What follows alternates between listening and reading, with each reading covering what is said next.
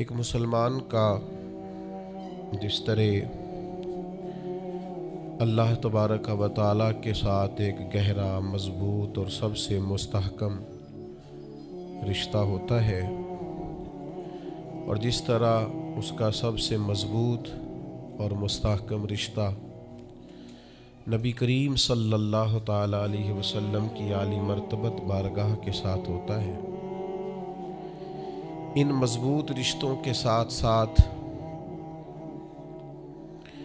پھر انسان کے تعلقات معاشرے کے ساتھ ہوتے ہیں، کنبے کے ساتھ ہوتے ہیں، پڑوسیوں کے ساتھ ہوتے ہیں، دوستوں کے ساتھ ہوتے ہیں، استاد شاگرد کا آپس میں رشتہ ہے، پیر مرید کا آپس میں رشتہ ہے، بھائی کا بھائی سے تعلق ہے۔ ان سارے رشتوں کے ساتھ ساتھ انسان کا ایک رشتہ اپنے آپ کے ساتھ بھی ہوتا ہے۔ انسان کا اپنے نفس کے ساتھ، اپنی ذات کے ساتھ بھی تعلق ہوتا ہے۔ نبی کریم صلی اللہ تعالی علیہ وسلم نے ایک لفظ کہہ کے نا کہ تم پر تمہاری ذات کا بھی حق ہے، تم پر تمہارے نفس کا بھی حق ہے، تو ہم پر ہمارے حقوق بھی نبی کریم نے مقرر فرما دیے۔ جناب عبداللہ ابن عمر خود فرماتے ہیں کہ سرکار نے مجھ سے پوچھا کہ عبداللہ یہ بات ٹھیک ہے کہ تم ہر روز ہی نفلی روزہ رکھتے ہو اور ہر رات ہی نفلی عبادت کرتے ہو؟ تو میں نے عرض کیا یا رسول اللہ صلی اللہ تعالی علیہ وسلم ایسا ہی ہے۔ اللہ کے پیارے حبیب علیہ السلام نے فرمایا ایسا نہ کرو۔ وہ نفلی روزہ رکھتے تھے، ہر روز ہر رات نفلی عبادت کرتے تھے، تو محبوب نے ان سے تصدیق کرانے کے بعد فرمایا ایسا نہ کرو، کبھی روزہ رکھا کرو، کبھی افطار کیا کرو، اور فرمایا کبھی نماز پڑھا کرو، کبھی سو جایا کرو۔ کیوں؟ اس لیے کہ حضور فرمانے لگے تمہارے جسم کا بھی تم پر حق ہے، تمہاری آنکھ کا بھی تم پر حق ہے کہ اسے نیند آتی ہے، تمہاری بیوی کا بھی تم پر حق ہے، اور فرمایا تم سے جو ملاقات کرنے کے لیے آتا ہے اس کا بھی تم پر حق ہے۔ تو یہ لفظ کہہ کے کہ تمہارے اپنے اوپر بھی حقوق ہیں، تمہاری ذات کے بھی تم پر حق ہیں۔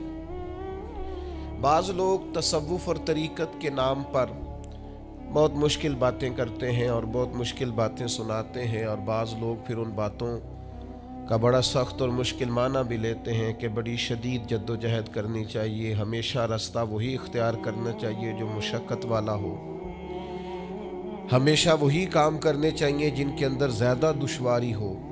ٹھیک ہے، بعض اوقات مشقت والے کام، مجاہدے والے کام انسان کی نفس کی تربیت کے لیے بڑے اچھے ہوتے ہیں، لیکن ایسی مشقتیں، ایسے مجاہدے جو انسان کو اتنا کمزور کر دیں کہ وہ ضرورت کے جو حقوق ہیں وہ بھی پورے کرنے کے قابل نہ رہے، اس کی صحت پر ہی اثر انداز ہو جائیں، وہ آنے جانے والوں سے ملنے کے قابل ہی نہ رہے، وہ دیگر اس کے ذمے جو اس کے خاندان کے، قبیلے کے بال بچوں کے حقوق ہیں وہ ادا ہی نہ کر سکے، تو اسلام اس کی بھی اجازت نہیں دیتا۔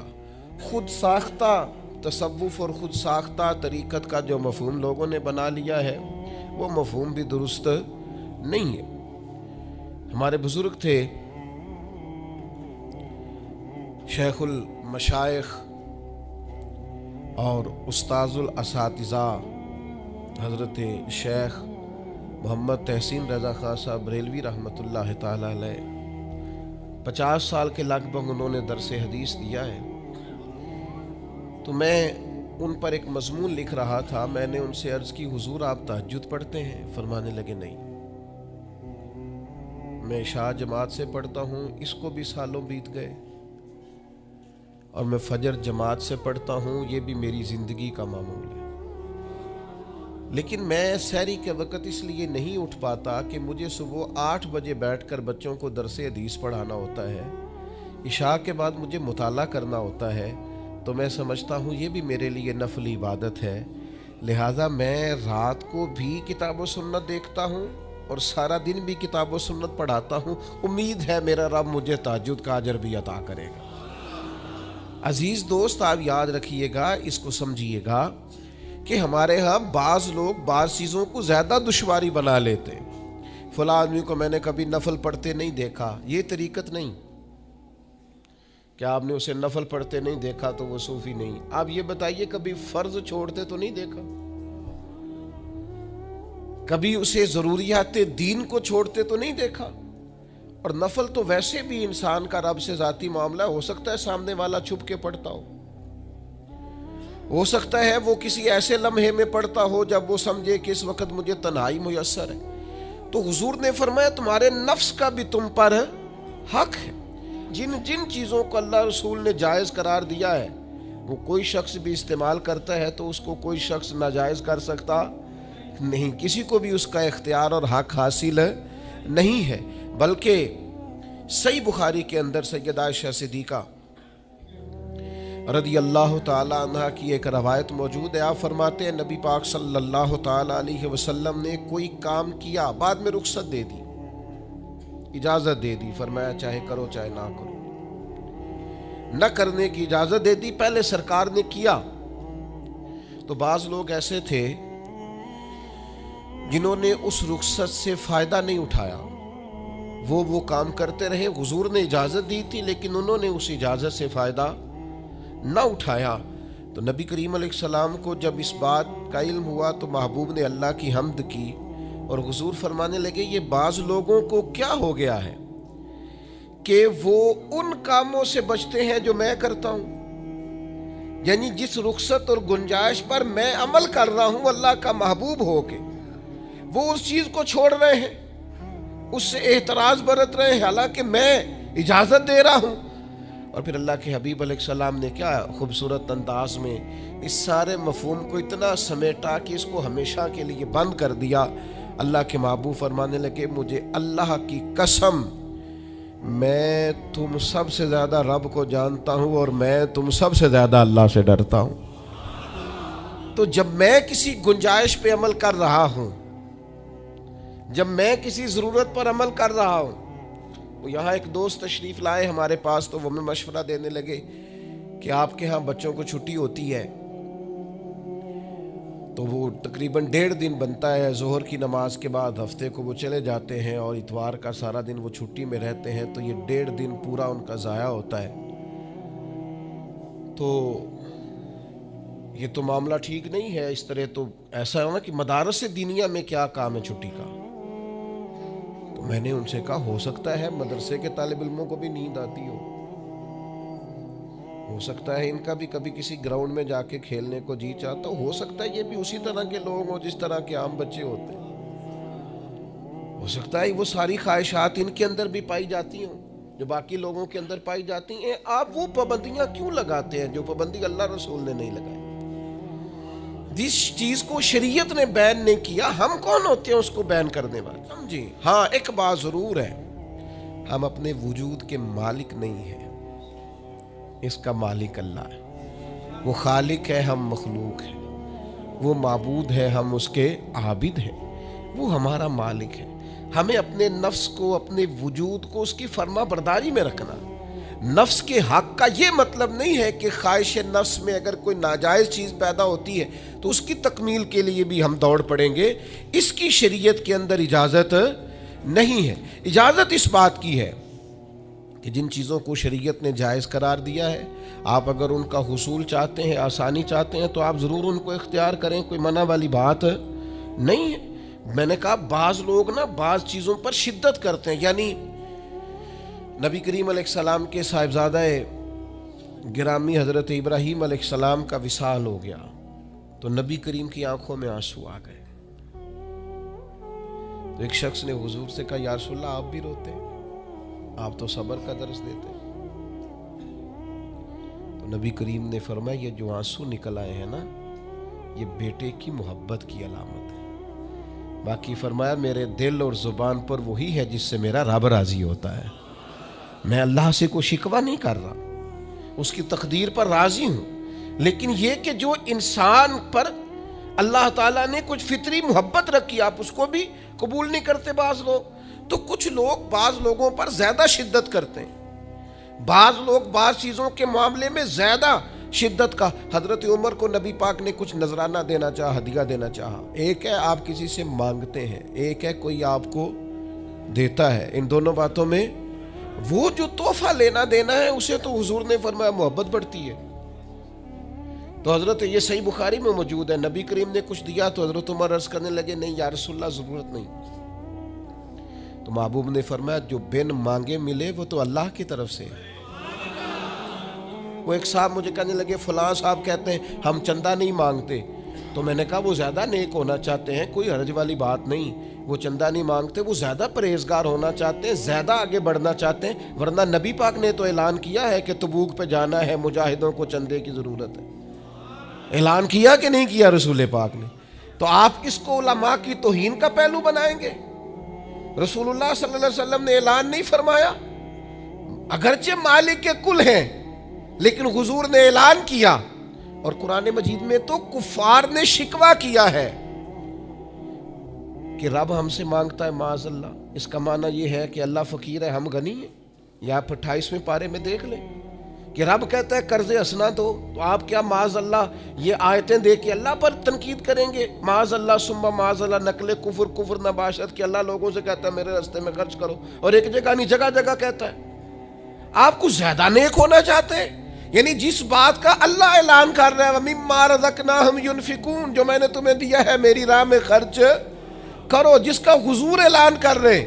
ایک شخص کھڑا ہو کے کہتا جی ہو مولوی چندے مانگتے ہیں. او خدا کے بندے, جو کام عین کتاب و سنت میں موجود ہے, تم کو ضرورت سے زیادہ نیک ہونا چاہتے ہو تو یہ تمہارا خود ساختہ دین ہے, یہ رسول اللہ کا دین نہیں ہے, یہ تمہارا. اور لوگ ہیں کہ کہہ رہے ہیں واہ واہ بڑی بات ہے. تو اس لیے ہمارے وجود کا بھی ہم پر حق ہے. چند ایک نفس کے حقوق آج بیان کرنے. سب سے پہلا ہمارے نفس کا ہم پر حق یہ ہے کہ ہم اپنے آپ کو پہچانیں, اپنی صلاحیتوں کو پہچانیں, اپنے اوپر غور کریں. قرآن مجید نے ارشاد فرمایا کہ بل الانسان علی نفسہ بصیرہ, فرمایا بلکہ انسان خود اپنے اوپر گواہ ہے, اسے اپنا پتہ ہے. بہانے بنائے تو بات الگ ہے, یہ خود پر گواہ ہے, اسے خبر ہے. انسان عالم اصغر ہے, ہم نہ اپنے آپ کو پہچانتے نہیں, ہمیں اپنی خوبیوں کا پتہ نہیں ہوتا. یہ جو ہم استاذ کے پاس جاتے ہیں نا, یہ جو ہم مرشد کے پاس جاتے ہیں نا, وہ ہمیں نکھار کے نا تو وہ ہماری خوبیاں ہماری آنکھوں کے سامنے کر دیتے ہیں کہ یہ تمہارے اندر صلاحیت ہے. وہ تراش کے نا پتھر کو تو اسے ہیرا بنا دیتے ہیں, وہ نکموں کو کام کا بنا دیتے ہیں. وہ کیا کرتے ہیں کہ وہ ہمیں ہمارے اپنے آپ سے آگاہ کر دیتے ہیں. یعنی ہے وہی تیرے زمانے کا امام برحق جو تجھے حاضر و موجود سے بیزار کرے اور موت کی شکل میں دکھلا کے تجھے جلوہ یار زندگی تیرے لیے اور بھی دشوار کرے.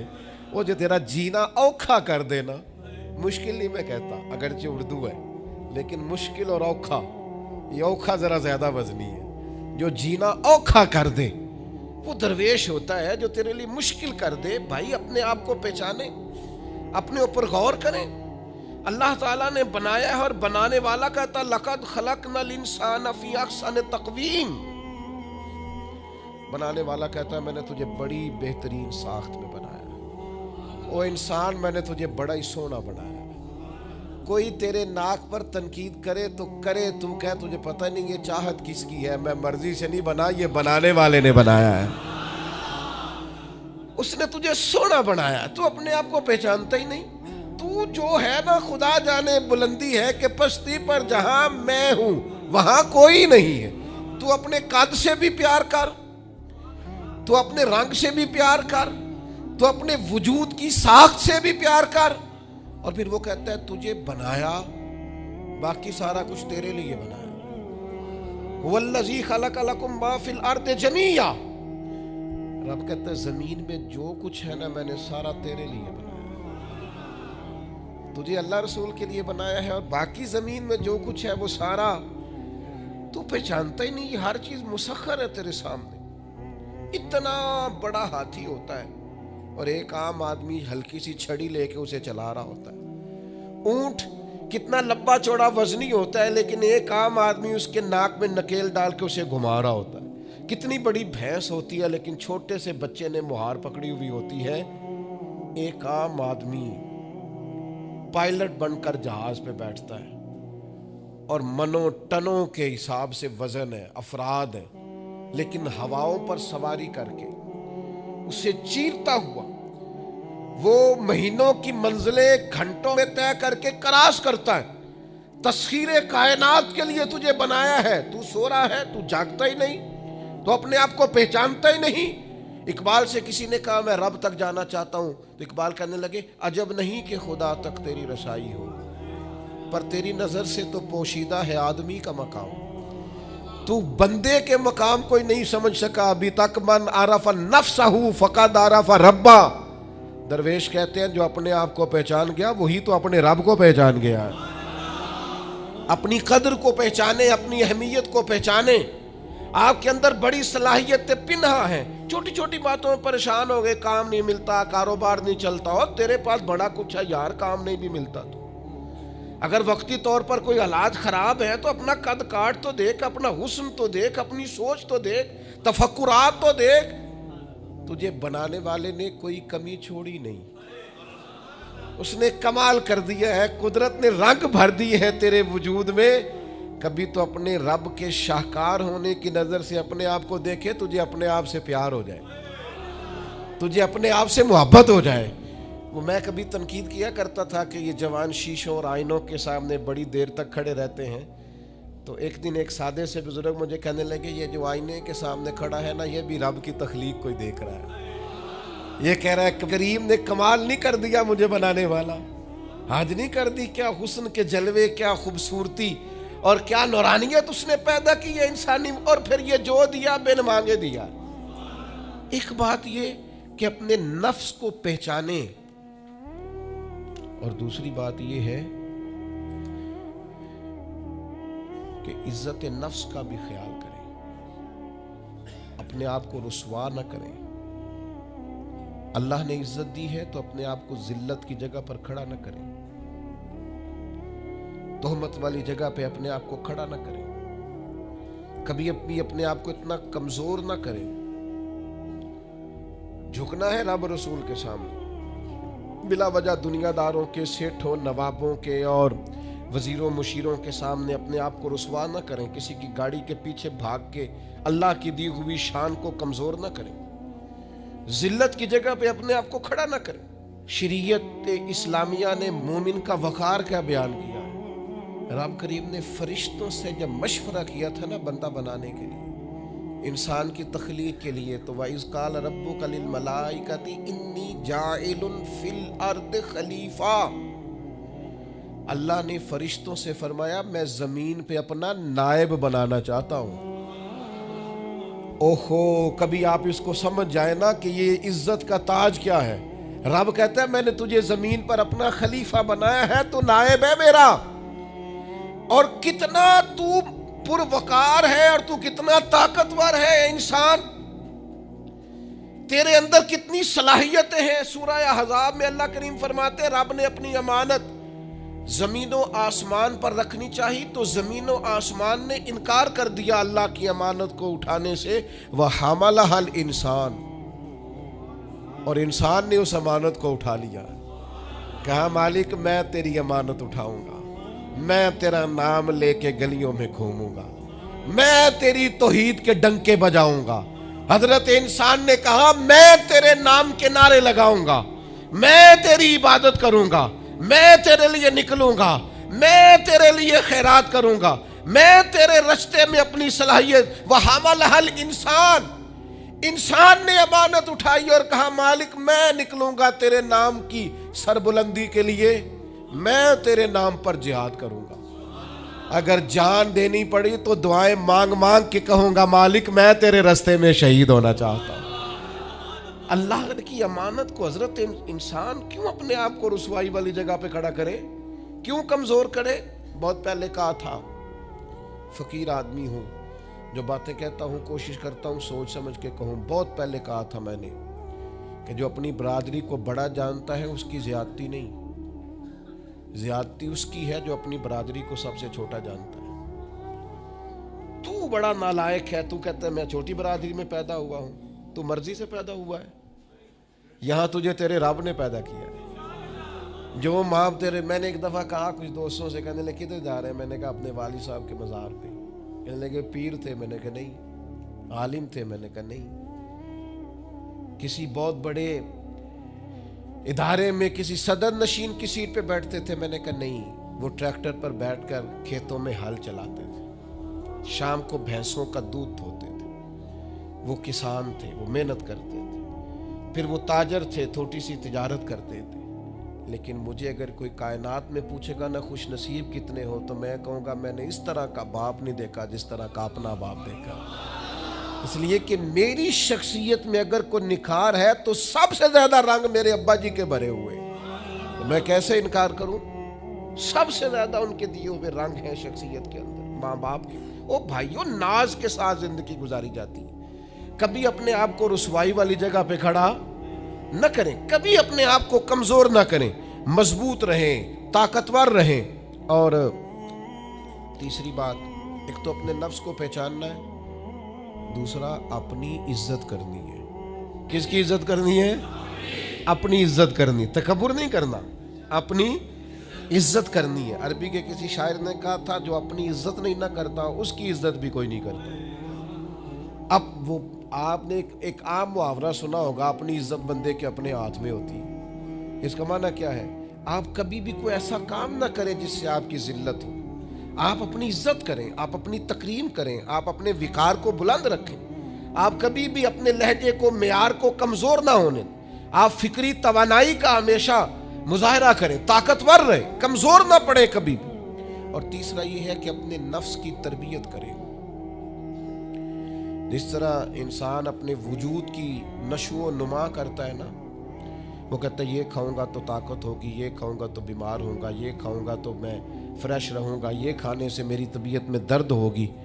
اسی طرح وہ اپنی تربیت کرے، اپنی نشو و نما کرے، اپنی روحانی تربیت پر توجہ دے. وہ دیکھے یہ کام کرنے سے میری طبیعت گناہ کی طرف مائل ہوتی ہے، اس بری صحبت میں بیٹھنے سے میرے اندر بعض بری چیزیں آتی ہیں، اس کے پاس بیٹھنے سے سوچے میری گدلی میلی کچیلی ہوتی، اور اس شخص کی صحبت جو ہے وہ مجھے تازہ کرتی ہے، اللہ کے قریب کرتی. تربیت نفس پر توجہ دیں، اپنی باطنی کیفیات کو ملاحظہ کریں. اپنی تربیت سب سے زیادہ انسان خود کر سکتا ہے. بل الانسان علی نفسہ بصیرہ، انسان خود اپنے اوپر گواہ ہے. وہ خود محسوس کرے کہ کہاں کہاں میرے اندر غلطیاں ہیں، کہاں کہاں میرے اندر کمزوریاں ہیں. وہ ان ساری چیزوں پر متوجہ رہے. ڈاکٹر نے دوائی دینی ہوتی ہے، اور دوائی دینے کے بعد وہ کہتا ہے یہ نسخہ ہے اور یہ کھانے کی ترتیب ہے اور یہ آپ کی پرہیز ہے. اب مریض کہے کہ جناب ڈاکٹر صاحب کوئی نظر کریں آپ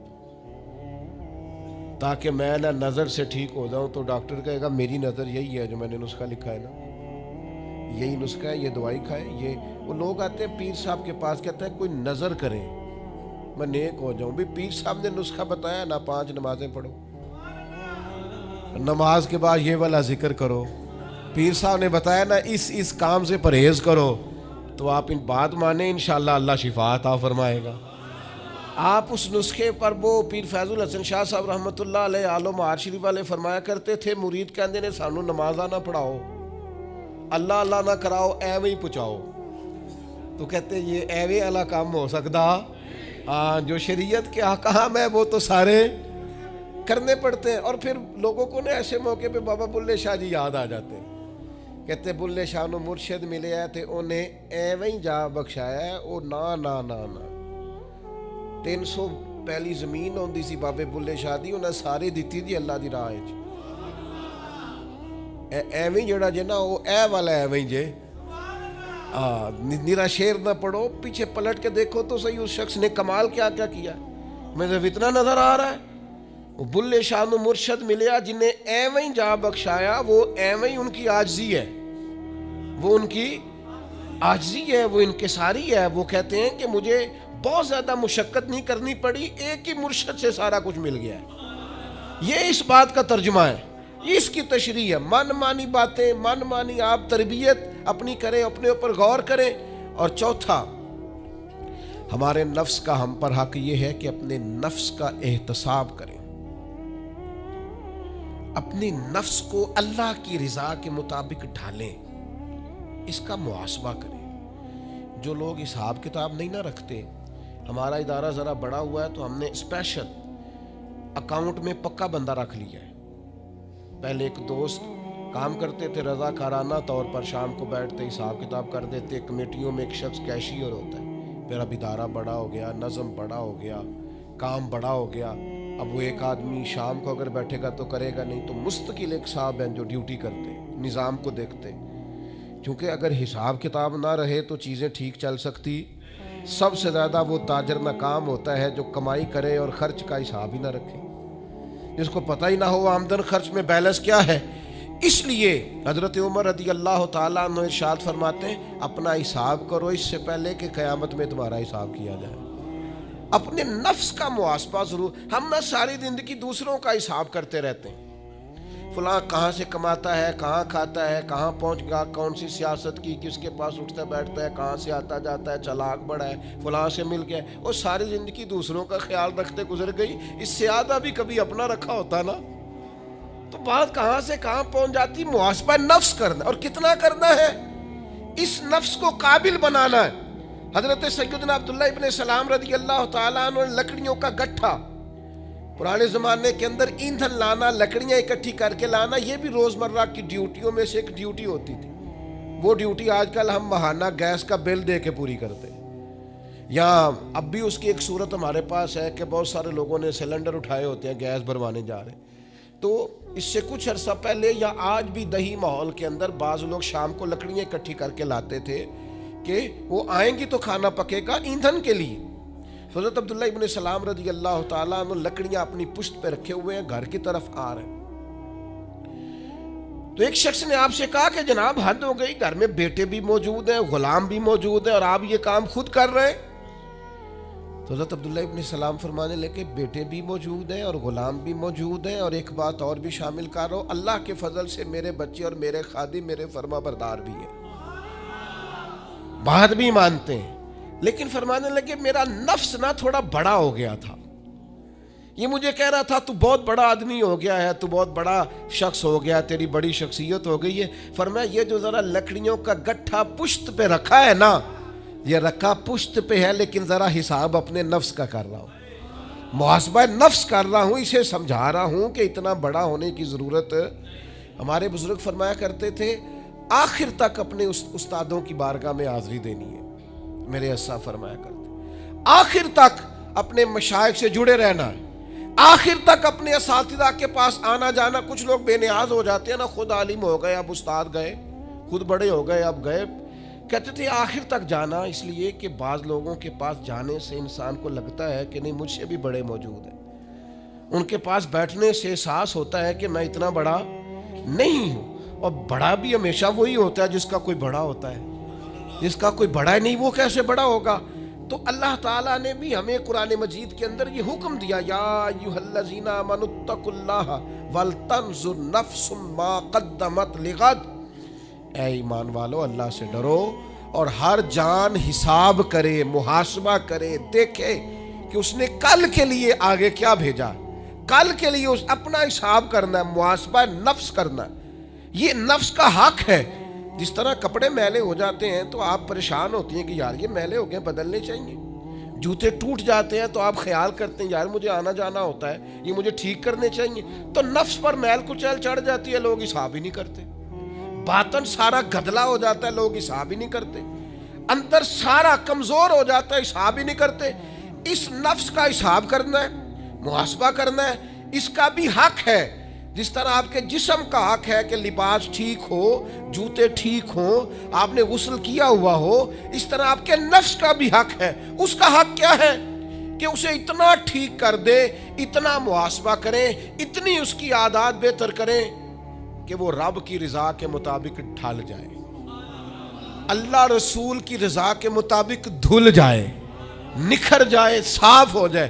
اس طرح کا ہو جائے کہ جب دنیا سے جانے لگے تو آواز آئے یا ایتھا النفس المطمئنہ، اے نفس مطمئنہ ارجعی الی ربک راضیۃ مرضیہ، لوٹ اپنے رب کی طرف، تو اپنے رب سے راضی ہے اور تیرا رب تجھ سے راضی ہے۔